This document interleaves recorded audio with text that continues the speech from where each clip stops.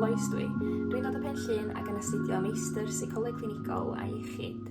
Nes i ddewis dod i Fangor oherwydd roeddwn i eisiau mynd i brifysgol yng Nghymru lle roeddwn i'n gallu gwneud fy nghwrs yn Gymraeg i allu mynd ymlaen wedyn pan ydw i'n gweithio mewn seicoleg i allu darparu cymorth yn y gyfrwng Gymraeg i bobl. A nes i ddewis Bangor oherwydd bod yn agos i adra, dwi'n gyfarwydd efo'r ardal ac oherwydd yr ysgol seicoleg yn ofnadwy o dda ym Mangor. Dwi wedi mwynhau fy nghwrs yn Arw. Nes i fwynhau fy nghwrs isradd seicoleg gyda seicoleg clinigol iechyd yn ofnadwy. Ges i ddysgu amdan amrywiaeth eang o feysydd o fewn seicoleg, agweddau biolegol, agweddau ymddygiadol, agweddau gwybyddol, bob math o bethau. Ac oedd cael yr amrywiaeth yna i weld beth sydd allan ar gael yn helpu fi wneud y penderfyniad cywir wedyn efo fy ngradd meistr a gwybod be roeddwn i eisiau parhau gyda. Mae'r daleithwyr yn yr ysgol seicoleg wedi bod yn ofnadwy o gefnogol.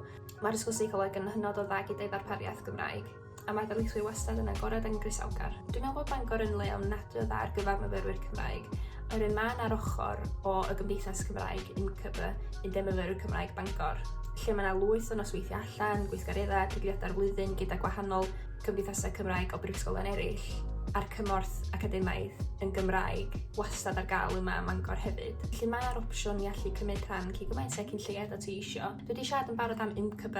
Dwi'n aelod o UMCB. Dwi wedi cymryd rhan mewn digwyddiadau fatha Rhyngol, yr Eisteddfod Rhyngolegol sy'n cael ei gynnal bob blwyddyn. Dwi'n mynd i'r nosweithiau allan ac mae wedi bod yn brofiad gwerthfawr iawn iddo fi i gael y cymorth yna i allu gwneud ffrindiau tu allan i dy fflat a hefyd tu allan i dy gwrs a'r cyfarfod pobl newydd, ac dwi'n meddwl mod i wedi cael profiadau byth gofiadwy ac pethau fyswn i ddim wedi profi tyswn i ddim wedi bod yn rhan o UMCB.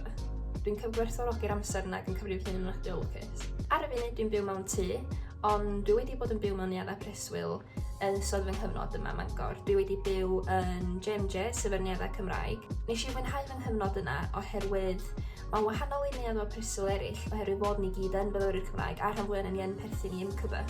Mae yna teimlad lot mwy glos a mae pawb yn nabod ei gilydd. Tra Mangor, dwi wedi cael yr ysgoloriaeth Coleg Cymraeg Cenedlaethol, gan mod i wedi bod yn gwneud gymaint o'n nghwrs ac oedd yn bosib yn Gymraeg.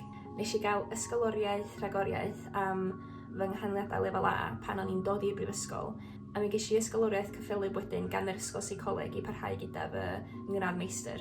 Ac ar gyfer unrhyw fyfyrwyr sydd yn parhau o wneud cwrs isradd i cwrs olradd ym Mangor, mae'n ostyngiad yn ffiodd y cwrs ar gael. Dwi wedi bod yn lwcus iawn i gael yn cynrychiolwydd cwrs ar gyfer yr myfyrwyr Cymraeg seicoleg, ac dwi wedi bod yn arweinydd POPs, sef sesiynau ymarfer cyflwyno ar lafar i magu hyder ac i ddilynio sgiliau cyflwyno. Dwi wedi bod yn cymryd rhan yng Ngwobr Cyflogadwyedd Bangor. Mae rhai o'r pethau dwi wedi bod yn gwneud gyda cymdeithasau megis UMCB yn cyfrannu tuag at y Gwobr, ac dwi wedi hefyd bod yn gwneud gwaith ychwanegol ar gyfer y Gwobr trwy yr hwb sydd gan nhw ar-lein.